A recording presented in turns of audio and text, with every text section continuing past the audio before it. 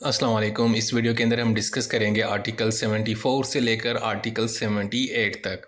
तो सबसे पहले बात करते हैं आर्टिकल 74 की। आर्टिकल 74 ये कहता है कि जो भी फाइनेंशियल के मामलात हैं, अगर वो आप असेंबली में लाना चाहते हैं तो उसके लिए आपको हुकूमत यानी वफाकी हुकूमत की जो है ना अप्रूवल की ज़रूरत पेश आएगी। यानी हुकूमत की मर्ज़ी के बगैर हम कोई भी फाइनेंशियल मामला असेंबली में या पार्लियामेंट में नहीं ला सकते। अब मिसाल के तौर पर कौन से मामलात होते हैं, जैसे कोई बजट है, मनी बिल है, फेडरल फंड को किस तरह स्पेंड करना है, पब्लिक अकाउंट का मामला है, करेंसी का मामला है, या स्टेट बैंक के अगर मामलात हैं आप तब्दील करना चाहते हैं। यानी ये सारी चीज़ें या इनसे जुड़ी हुई जो भी मामलात होंगे, जो बजट, जो फाइनेंस बिल, मनी बिल से जुड़े होते हैं, वो सारे मामलात आप वफाकी हुकूमत की इजाज़त से ही पार्लियामेंट में पेश कर सकते हैं। उसके बाद है आर्टिकल 75। आर्टिकल 75 ये कहता है कि जब बिल प्रेसिडेंट के पास जाता है ना अप्रूवल के लिए, तो प्रेसिडेंट के पास 10 दिन होते हैं कि वो 2 काम करे। एक तो वो उस बिल को अप्रूव करे, दूसरा काम ये करे कि उस बिल को वापस भेज दे कुछ रिकमेंडेशन के साथ, यानी वापस कर दे पार्लियामेंट को कि जनाब ये चीज़ें तब्दील कर लें।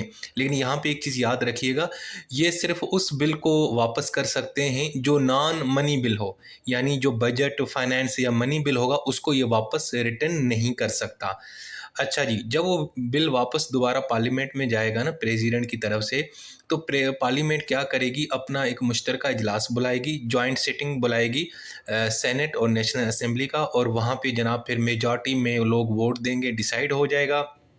और उसके बाद अगर फिर आपने कुछ चीज़ें तब्दील करनी है या नहीं करनी, व्हाटएवर जो भी है, उसके बाद वो जब मंज़ूर हो जाएगा विद और विदाउट चेंजेस, तो उसके बाद फिर प्रेसिडेंट के पास जाएगा वो बिल। अब प्रेसिडेंट के पास फिर 10 दिन होंगे कि 10 दिन के अंदर उसने उसके ऊपर अप्रूव करना है। और अगर अप्रूव नहीं करता, रिस्पॉन्ड नहीं करता, तो वो यही समझा जाएगा कि वो अप्रूव हो चुका है। ठीक है जी।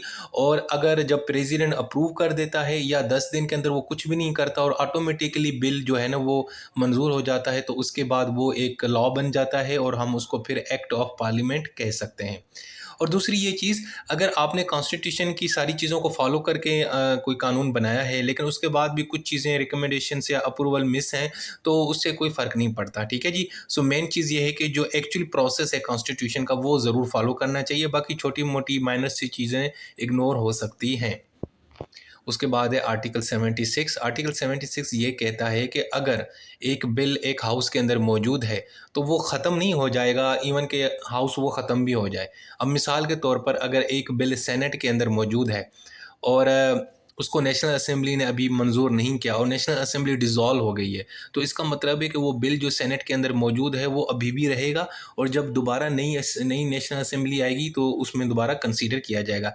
इसी तरीके से अगर नेशनल असेंबली ने कोई बिल मंजूर किया है या उसके अंदर मौजूद है, और तो उसको, और इवन के नेशनल असेंबली डिसॉल्व हो गई, तो उसके बाद भी वो सेनेट में हम उसको ले जा सकते हैं।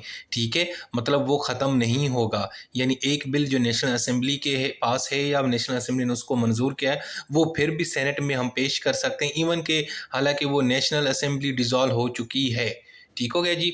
और उसके बाद है आर्टिकल 77। आर्टिकल 77 ये कहता है कि जो भी हमने कोई सरकार ने या वफाकी हुकूमत ने टैक्स लगाना होता है, वो पार्लियामेंट के ज़रिए ही लगाएगी। ठीक है, पार्लियामेंट की इजाज़त के बगैर हुकूमत हम पे कोई टैक्स नहीं लगाएगी। इसके अलावा आर्टिकल 78 ये कहता है कि जितने भी मामलात हैं पैसों के जो हुकूमत रिसीव करती है, टैक्सेस, लोन रीपेमेंट जो भी होते हैं, वो सारे के सारे हमारे पास एक फ़ंड है, यानी समझें कि एक किस्म का अकाउंट है हुकूमत के पास, फेडरल कंसोलिडेट फंड, वहाँ पे रखे जाएंगे।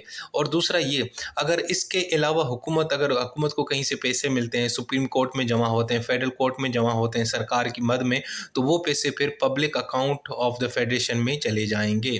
बस यहाँ पे ये रखना है, जो पैसे डायरेक्ट हुकूमत कलेक्ट करती है टैक्स की शक्ल में, लोन की शक्ल में, वो फेडरल कंसोलिडेट फंड में जाते हैं, और वो पैसे जो हुकूमत को सुप्रीम कोर्ट के ज़रिए या फेडरल कोर्ट्स के ज़रिए या किसी और इदारे के ज़रिए मिलते हैं, तो वो पब्लिक अकाउंट जो फेडरेशन होता है वहाँ पे रखे जाएंगे। सो दोस्तों, ये थे हमारे 4 आर्टिकल्स, 78, 77, 76 और 75 और 74। अपना बहुत सारा या ख्याल रखें। Take care. अल्लाह हाफ़िज़।